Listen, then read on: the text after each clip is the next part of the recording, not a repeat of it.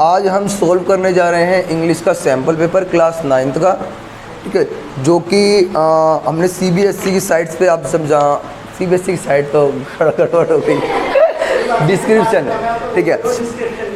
अच्छा, ये जो पेपर है, आज हम पहले इस पेपर के पूरे पैटर्न को समझेंगे और आप सभी इस जो पेपर है इसको डाउनलोड कर सकते हो, लिंक डिस्क्रिप्शन में दिया हुआ है, वहाँ से आप पेपर को डाउनलोड कर सकते हो। और जब तक आप पेपर को डाउनलोड नहीं करोगे तो आपको समझ नहीं आएगा ये क्वेश्चंस में यहाँ पर कैसे सोल्व कर रहे हैं हम, ठीक है। तो इसके लिए आपको डिस्क्रिप्शन में डाउनलोड करना है। तो चलिए अब मैं सबसे पहले आपको पेपर का पैटर्न समझाता हूँ कि आपका जो एग्ज़ाम आएगा वो किस तरीके से और कौन सा क्वेश्चन कितने मार्क्स कंटेन करेगा। सबसे पहले हम बात करते हैं सेक्शन ए की। तो सेक्शन ए में जैसे कि आप देख सकते हैं, जो सेक्शन ए है वो 20 यानी कि 20 मार्क्स का है। उसमें पैसेज है, 2 पैसेज दिए हुए हैं और हर पैसेज जो है वो 10 मार्क्स का है, यानी कि 10 नंबर का। अच्छा, इसमें ऑब्जेक्टिव टाइप क्वेश्चंस भी हैं और सब्जेक्टिव टाइप भी, यानी कि लिखने के लिए भी आएगा। अगर 10 नंबर का पैसेज है तो 5 क्वेश्चन एक नंबर के ऑब्जेक्टिव टाइप है और 5 क्वेश्चन लिखने वाले यानी कि सब्जेक्टिव टाइप है, ठीक है। तो सबसे पहले हम करने से पहले इस पूरे पेपर को समझ रहे हैं कि हमें पेपर करना कैसे है। अब सेकंड पैसेज भी सेम है, ऑब्जेक्टिव टाइप 5 क्वेश्चन और 5 क्वेश्चन सब्जेक्टिव टाइप। तो ये 20 मार्क्स हो गए हमारे। अब ये जो सेक्शन बी है, ये सेक्शन बी राइटिंग स्किल, इसमें सेक्शन बी में 5 मार्क्स की आपकी स्टोरी आएगी बनाने के लिए, ठीक है, जो कि आपको 100 to 120 वर्ड्स में कंप्लीट करनी होगी, ठीक है। स्टोरी का मतलब एक पैराग्राफ आपसे लिखने के लिए एग्जामिनर कहेगा और आपको पैराग्राफ खुद से बना करके लिखना होगा। क्लू के तौर पर वो आपको लाइक दिस एक इमेज दे देंगे और इसके बिहाफ पे इसको समझते हुए आपको वो स्टोरी यानी कि पैराग्राफ कंप्लीट करना होगा। अच्छा, क्वेश्चन नंबर 4, इसमें आपको देखो, complete the following story and give it a title also, ठीक है। तो जैसा कि यहाँ पे आप सबके पास में क्वेश्चन पेपर ये है, सैम्पल पेपर, और जो हमारे व्यूवर्स हैं वो भी डाउनलोड कर लेंगे, आई होप कर लिया होगा। तो जो क्वेश्चन नंबर 4 है उसमें बोला है स्टोरी कंप्लीट करो। कंप्लीट का मतलब वो आपको इनकम्प्लीट स्टोरी देंगे, जैसे 1 या 2 लाइन लिख करके। जैसे यहाँ पर मैं पढ़ के बता देता हूँ। Once there was an old man, he had 4 sons, they always quarreled with one another, one fine day ... ठीक है। इसका मतलब अब एग्जामिनर आपसे कह रहा है कि इस स्टोरी को कंप्लीट करो और एक टाइटल भी दो। ये स्टोरी भी आपको 100 to 120 वर्ड्स में लिखनी होगी, जो कि 5 मार्क्स की आएगी। इसका मतलब आप समझ जाओ 5 मार्क्स की चीज़ जो होगी वो आपको 100 से 120 वर्ड्स में लिखनी होगी। अच्छा, इसके साथ आपको चॉइस भी दी गई है, या तो आप ये स्टोरी लिखो, ठीक है, या फिर आप डायरी एंट्री लिखो। दोनों के बीच में और दिया हुआ है। डायरी एंट्री कैसे दी हुई है? यू आर रोहन या Raima studying in class 9th, आप स्टडी कर रहे हो क्लास 9th में। You went on morning walk and saw a boy drowning in a pond. अब आप मॉर्निंग वॉक पर गए और आपने क्या देखा कि पौंड में यानी कि तालाब में एक लड़का डूब रहा था। आपने उस लड़के को बचा लिया। वहाँ पे बहुत सारा क्राउड आया, इकट्ठे हुई भीड़, और उस भीड़ ने आपको अप्रिशिएट किया। अब इस पूरे इंसिडेंट को आपने लिखना है, ठीक है, डायरी लिखनी है। चलो, ये भी आपको 5 मार्क्स। अब question number 5, the following sentence are in direct speech, convert them into indirect speech. Direct से इनडायरेक्ट में आपको कन्वर्ट करने के लिए कहा गया है और ये आपके ऑब्जेक्टिव टाइप क्वेश्चंस हैं। तो आज जितने भी ऑब्जेक्टिव टाइप क्वेश्चंस हैं सेक्शन बी और सी में, हम उनको यहाँ पर सॉल्व करेंगे, ठीक है। तो यहाँ पर क्वेश्चन 5 हो गया। क्वेश्चन 6 है फिल इन द ब्लैंक्स, ये 3 नंबर का आएगा, और क्वेश्चन 5 भी 3 number, okay. Question number 7 correct incorrect, ये भी आपके एग्जाम में आएंगे। ये आपके एग्जाम में 4 मार्क्स के आएंगे, ठीक है।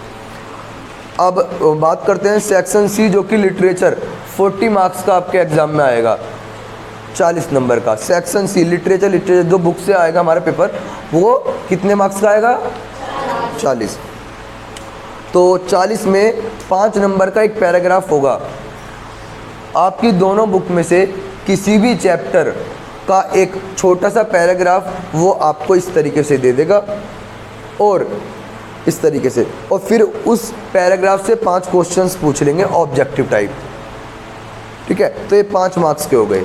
अब पोयम का स्टैंजा देंगे, स्टैंजा से भी 5 क्वेश्चंस पूछ लेंगे 5 नंबर के। ठीक है, तो उसके बाद में आपसे क्वेश्चंस पूछेंगे 40 से 50 वर्ड में, 4 क्वेश्चन, हर क्वेश्चन 3 नंबर का होगा, हर क्वेश्चन। तो 12 नंबर के शॉर्ट क्वेश्चंस आपके एग्ज़ाम में आएंगे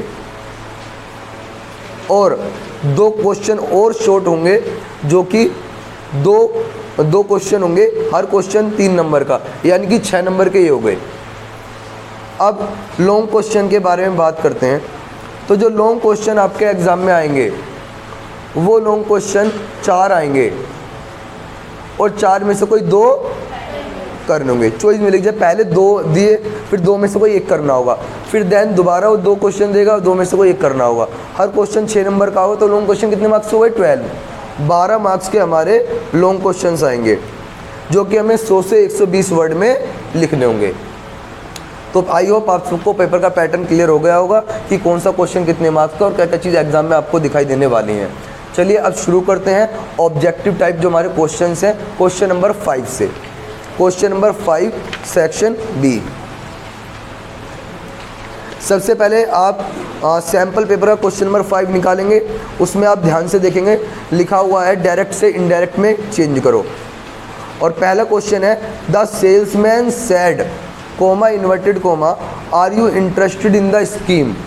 4 ऑप्शन आपको दिए हुए हैं, 4 ऑप्शन आपको दिए हुए हैं। तो अब हमें क्या करना है कि हमें इन चारों में से जो ऑप्शन सबसे ज़्यादा सही है, यानी कि जो राइट आंसर है, उस आंसर को हमें टिक लगाना है।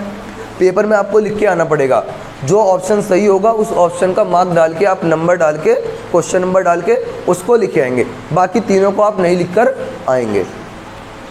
अब हमने क्या करना है कि इनमें से जो सही है वो हमने चूज़ करना है। क्लियर है? अब देखो, सबसे पहले पहला, the salesman said that if I was interested in the scheme. देखो यहाँ पर अगर आप देख पाओ तो यहाँ पर जो क्वेश्चन है वो इंटेरोगेटिव है। The salesman said are you interested in the scheme, ये इंटेरोगेटिव क्वेश्चन है। और इंटेरोगेटिव क्वेश्चन में जो कोमा इन्वर्टेड कोमा है वो दैट में चेंज होता है? दैट में चेंज होता है? नहीं, इफ में चेंज होता है। ठीक है, इंटेरोगेटिव में कोमा इन्वर्टेड कोमा इफ में चेंज होगा, ओके, दैट में चेंज नहीं होगा। तो सबसे पहले तो हम वो ऑप्शन को कट कर देंगे जिनमें दैट का यूज़ किया गया है। तो देखो, ऑप्शन ए और बी ये दोनों गलत हो गए, ये दोनों गलत हो गए। अब ऑप्शन सी पर आओ। तो ऑप्शन सी में आप देखेंगे आस्क्स, इफ़ तो है लेकिन आस्क्स लिखा हुआ है। सही बात है, सैड आस्क में चेंज होगा, लेकिन वो सैड लिखा हुआ है क्वेश्चन में पास्ट में, और यहाँ आस्क्स प्रेजेंट में लिखा हुआ है। तो ये भी गलत हो गया, क्योंकि सैड पास्ट में है तो आस्क्ड वाला आंसर सही होगा। तो option number D is the correct answer. Okay, option number D correct answer होगा। क्लियर है? चलो अब बात करते हैं आगे। Monica said I have finished my homework. तो सबसे पहले देखो, ये क्वेश्चन इंटेरोगेटिव नहीं है। जब इंटेरोगेटिव नहीं होगा तो कोमा इन्वर्टेड कोमा दैट में चेंज होगा। तो क्या देखो, क्या सब में दैट है? बिल्कुल, 4 ऑप्शन में दैट है, कोई बात नहीं। यहाँ पे आई हैव लिखा हुआ है। आपको मैंने पहले ही बताया था कि प्रेजेंट को पास्ट में चेंज करते हैं, एक स्टेप पीछे हम जाते हैं। तो हैव का पास्ट क्या होगा? हैड। तो देखो हैड किस में नहीं है वो गलत कर दो। ऑप्शन नंबर सी और डी तो हमारा पहले ही कट गया, क्योंकि इसमें हैज़ ही लिखा हुआ है। बचे हमारे पास 2, ए और बी। अब ए और बी में देखो सारा सेम लिखा हुआ है, खाली ए में हर लिखा हुआ है और बी में माई लिखा हुआ है। Her homework, my homework.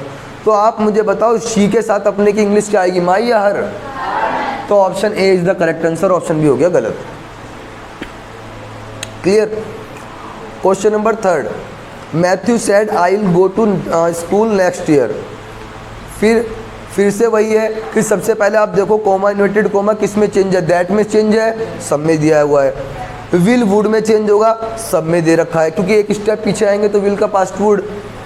अब नेक्स्ट ईयर, नेक्स्ट ईयर को चेंज होते हैं द फॉलोइंग ईयर में, और एक ही द फॉलोइंग ईयर में है, ऑप्शन नंबर बी वही सही है, बाकी सारा गलत।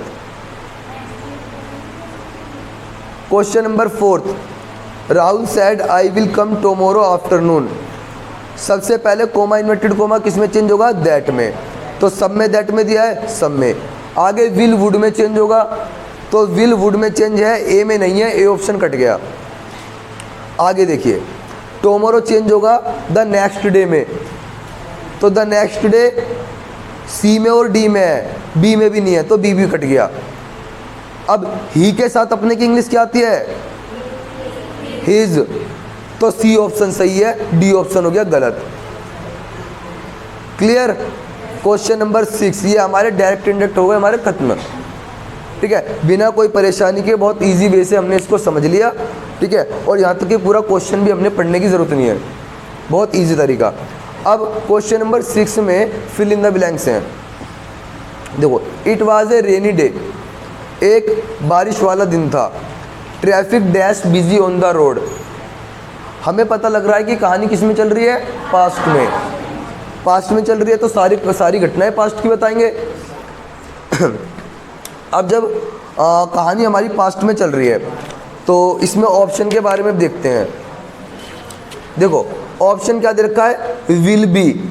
जब कहानी पास्ट में है तो विल यहाँ क्या कर रहा है, विल तो फ्यूचर में होगा, ऑप्शन कट गया। इज क्या कर रहा है, इज तो प्रेजेंट की वर्ब है, वो भी कट गया। हैज़ भी प्रेजेंट है, बस एक ही तो वर्ब पास्ट की है, सोचने की रिक्वायरमेंट ही नहीं है, वही आंसर है, वही आंसर हो गया। ठीक है, दिमाग ही नहीं लगाना इनमें तो बिल्कुल। ठीक है, स्मार्ट वर्क से काम लेना है हमने। आगे फिर कह रहे हैं कि ए डैश हिट ए कार, एक बस ने कार को हिट कर दिया। अब देखो ऑप्शन स्पीडिंग बस, स्पीडिड बस, स्पीड अप बस या स्पीड बस। अगर आप छोटी सी बात समझो तो जब बस चल रही होगी तो उसको इस चलने का काम जारी था, जब बस ने कार को टक्कर मारी होगी, हिट किया होगा, तो मुझे बताओ क्या उसकी स्पीड होगी या नहीं होगी, वो चल रही होगी, यानी कि काम जारी था। और जब जब काम जारी होता है तो उसके लिए आईएनजी का यूज़ किया जाता है, तो स्पीडिंग बस होगा आंसर। चलो आगे। अब फिर बोला गया है कि बहुत सारे लोग जो थे कॉम्यूटेटर्स और 5 कॉम्यूटर्स वो घायल हो गए और एक पर्सन मर गया। अब कहानी पास्ट में है तो मरने की सेकंड फॉर्म डाई की, डाइड, वही आंसर है, बाकी होना ही नहीं है कुछ। आगे ऑप्शन नंबर 4 देखो, और 4 में हमसे पूछा जा रहा है कि द इंजर्ड पर्सन्स, यानी कि जो घायल लोग थे उनको हॉस्पिटल ले जाया गया। अब देखो सबसे पहली बात तो ये कि पर्सन्स लिखा हुआ है प्लूरल, तो वाज टेकन, ऑप्शन नंबर जो डी का 4th है वो तो कट गया, वाज तो सिंगुलर के साथ आता है।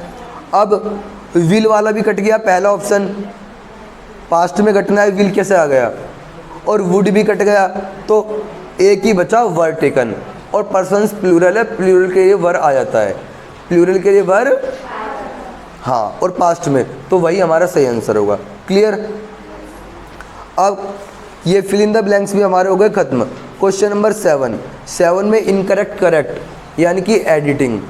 ठीक है, इसमें क्या होगा कि आपको इस तरीके से एक पैराग्राफ देगा, ठीक है, और उसमें हर लाइन में, ठीक है, हर लाइन में एक वर्ड गलत दिया हुआ है। उस इनकरेक्ट वर्ड को आपको पकड़ना है कि वो वर्ड क्या है, गैस करना है, और उसकी जगह फिर जो सही वर्ड आएगा वो आपको करेक्ट के नीचे लिखना है। ठीक है, ऐसे इनकरेक्ट वर्ड जो होगा वो यहाँ पर और करेक्ट वर्ड जो होगा वो यहाँ पर।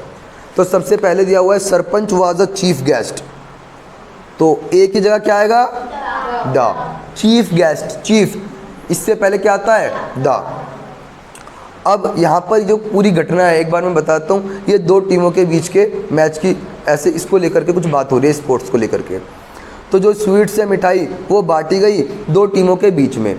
तो सेकंड में क्या होगा, सेकंड में होगा कि एमंग, ये जो एमंग होता है एमंग, इसकी जगह बिटवीन आएगा, क्योंकि बिटवीन जो आता है वो आता है 2 के लिए। जब दो पर्सन 2 टीमों के बीच की बात होगी 2 की, तो बिटवीन का यूज़ किया जाता है। और 2 से ज़्यादा के लिए एमंग आता है, 2 से ज़्यादा। तो साफ साफ यहाँ पे लिखा हुआ है 2 टीम्स। जब टीम 2 हैं तो ऑलरेडी सिंपल सी बात है कि बिटवीन ही आएगा। चलो अब हमें पता लग गया ये कहानी प्रेजेंट में नहीं है, पास्ट में है, क्योंकि sarpanch was a chief guest, the sweets were distributed. Was word से पता लग रहा है। जब कहानी पास्ट में है तो अगली लाइन में देखो हैव यहाँ पे क्या कर रहा है, which have reached the final. Have का पास्ट हैड होगा, सिंपल सा एरर है, तो हैव को कट करो और हैड लिख दो। अब चलो आगे चलते हैं। Rural sports events are promising in terms of identify. अब इसमें देखो ऑफ के बाद में आइडेंटिफाई लिखा हुआ है।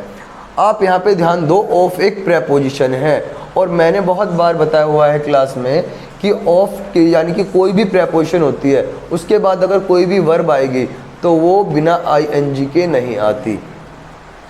हर प्रेपोजिशन अपने बाद अगर कोई भी वर्ब लेती है तो वो आईएनजी ज़रूर लेगी अपने साथ में, ठीक है। तो यहाँ पे आइडेंटिफाई की जगह आइडेंटिफाइंग हो जाएगा।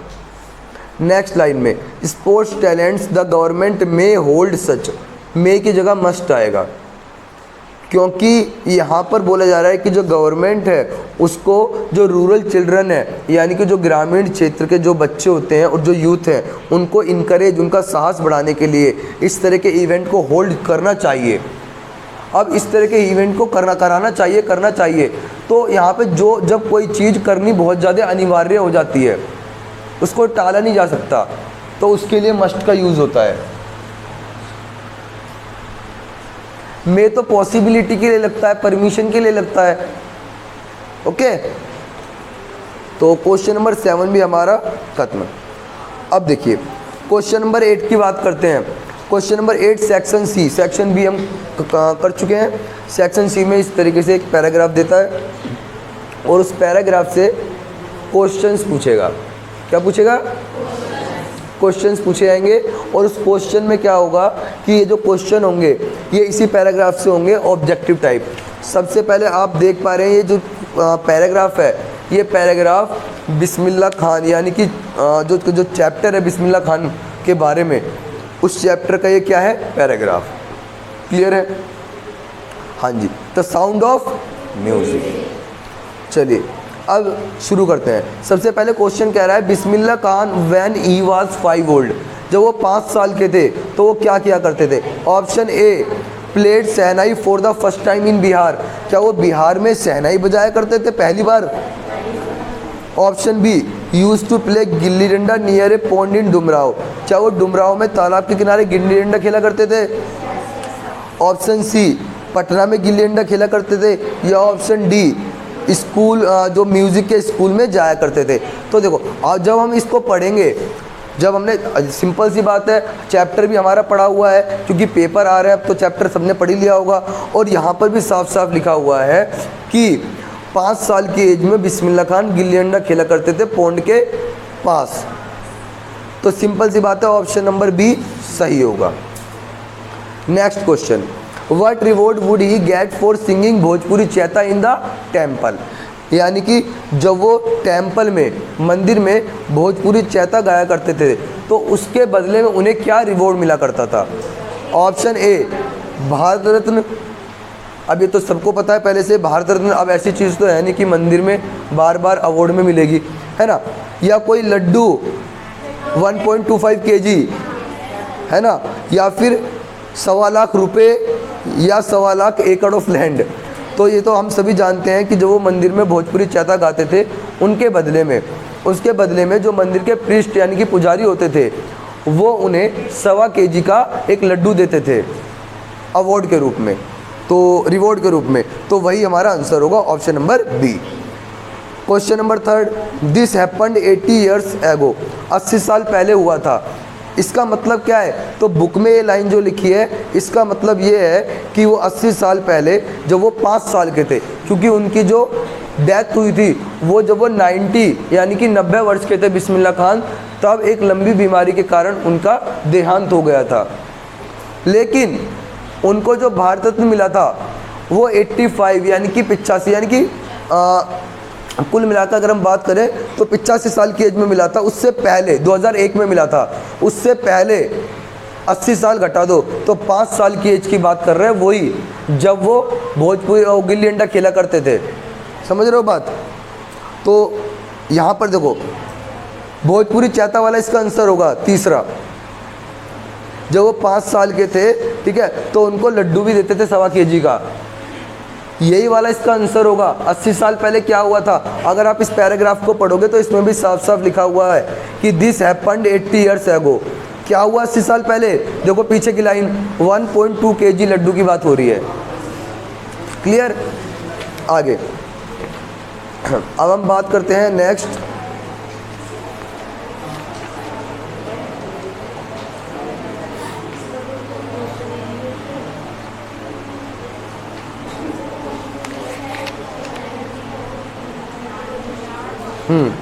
Fourth question, find a word from the above passive which is the opposite of the word modern.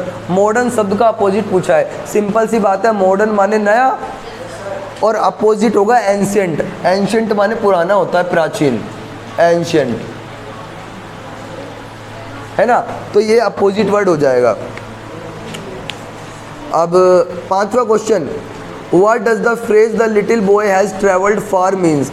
छोटा लड़का बहुत दूर तक यात्रा कर चुका है। बहुत दूर तक का मतलब क्या है कि उन्होंने बहुत लंबा, बहुत अच्छा अपना नाम कमा लिया था। ठीक है, एक सम्मानजनक नाम उन्होंने अपने लिए कमा लिया था। तो इसका यही आंसर है ऑप्शन ए, क्योंकि कहीं यात्रा तो सच में कर नहीं रहे थे। ठीक है, कि वो कहीं यात्रा कर गए थे, कहीं यात्रा करी थी। बाकी तीनों ऑप्शन आप देखोगे बी सी डी, उसमें यही जिक्र है कि वो एक शहर से दूसरे शहर गए या वो लगातार ट्रैवलिंग करते थे। ट्रैवलिंग करने का तो कोई मतलब है ही नहीं। ये जो फ्रेजेस का मतलब है कि उन्होंने अच्छा खासा रिस्पेक्टेबल वो इंसान बन गए थे। ठीक है, about toto was a pretty monkey, इस वाले पैराग्राफ पे। तो इस चैप्टर का नाम क्या है, option number B, the adventure of Toto. Second question, Toto's smile was dash. Toto की स्माइल कैसी थी? क्या टोटो की स्माइल प्रेटी थी या डेंजरस थी या मिस्चीवियस थी या फिर फ्राइटनिंग थी? उसकी स्माइल फ्राइटनिंग थी। टोटो की स्माइल फ्राइटनिंग थी। ठीक है, टोटो जब हंसता था तो उसकी स्माइल को देख करके जो अधेड़ उम्र की महिलाएं थी एंग्लो इंडियन, वो डर जाती थी, यानी कि डरावनी थी। टोटो मिस्चीवियस था, शरारती था। अच्छा, third question, the word sparkled. Sparkled जो वर्ड है उसको किस वर्ड से रिप्लेस किया जा सकता है, यानी कि इसका सिनोनियम पूछा है। स्पार्कल्ड मतलब चमकना, तो ट्विंकल्ड हो जाएगा, twinkled. Question number 4, what would happen when Toto smiled. जब टोटो स्माइल करता था तो क्या होता है, क्या होता था? देखो, टोटो की स्माइल देख करके जो एंग्लो इंडियन लेडीज़ थी वो चली जाती थी, भाग जाती थी। तो option number C is the correct answer. Question number 5, how does the author describe Toto's hands. जो ऑथर है, लेखक, वो टोटो के हैंड के बारे में हमें क्या बताता है?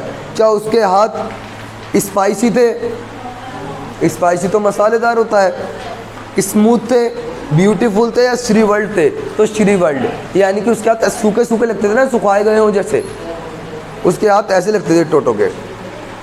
आई होप बच्चों अगर आपने स्टोरी वगैरह अच्छे से पढ़ रखी होगी पहले से, और ये पेपर अगर आपके हाथ में होगा तो आपको अच्छे से एक एक वर्ड, एक एक ऑप्शन समझ में आ रहा होगा कि मैं क्या बता रहा हूँ।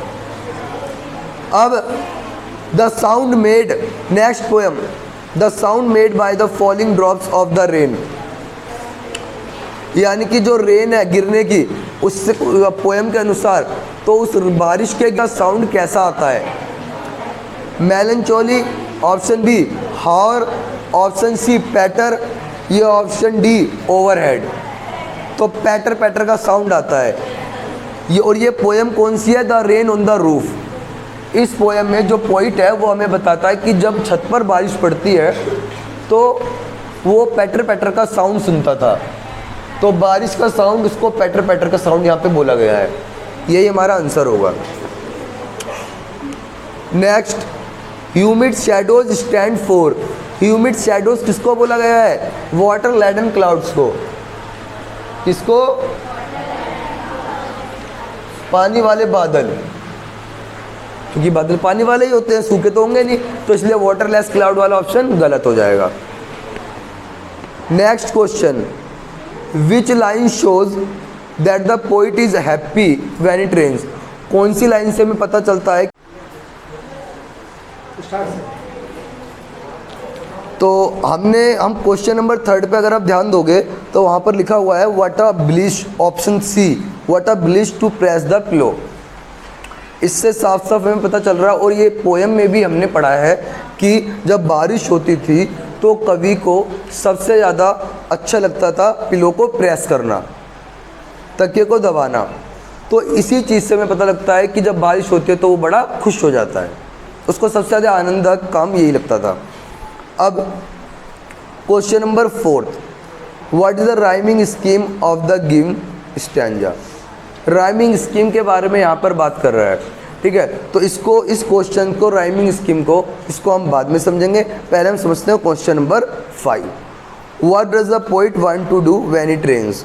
जब बारिश होती है तो कवि क्या करना चाहता है? तो सिंपल सी बात है, जब बारिश होती है तो कवि सिर्फ और सिर्फ आराम से लेट करके और पिलो को प्रेस करता था। तो ऑप्शन ए देखो, to lie down and relax, वो लेटा और रिलैक्स करना, बस यही उसको सबसे, क्योंकि ऑप्शन बी सी डी जो है उसमें तो साफ साफ बोला गया है बी में कि उसको बारिश में गीला होना अच्छा लगता था, नहीं। सी में कॉफ़ी पीना, कॉफ़ी पीने की तो बात भी नहीं हुई पूरे पोएम में। टू डू नथिंग, कुछ नहीं करना, कुछ नहीं करना कैसे? तकिए को दबाता था। तो इसका मतलब ये हुआ कि ऑप्शन ए बिल्कुल सही आंसर होगा। तो आई होप प्यारे बच्चों आप सभी ने समझ लिया होगा कि किस तरीके से आपका पेपर आएगा और कितने अच्छे टाइम में और बहुत ही कम समय में आप इस पेपर को सॉल्व कर सकते हो। आपके एग्ज़ाम में जो पेपर आएगा टेंशन बिल्कुल भी ना लें, बहुत सिंपल आएगा। और जो भी आपको समय ऑब्जेक्टिव टाइप क्वेश्चंस को मैंने आपको बता दिया कि किस तरीके से और आप कैसे सेकंड्स में इनको सोल्व कर सकते हैं, ठीक है। कुछ भी नहीं करना है इनमें। बाकी जो डिटेल में बाकी जो क्वेश्चंस हैं विदाउट ऑप्शंस उनको हम बाद में समझेंगे, ओके। तो अभी के लिए बस इतना ही।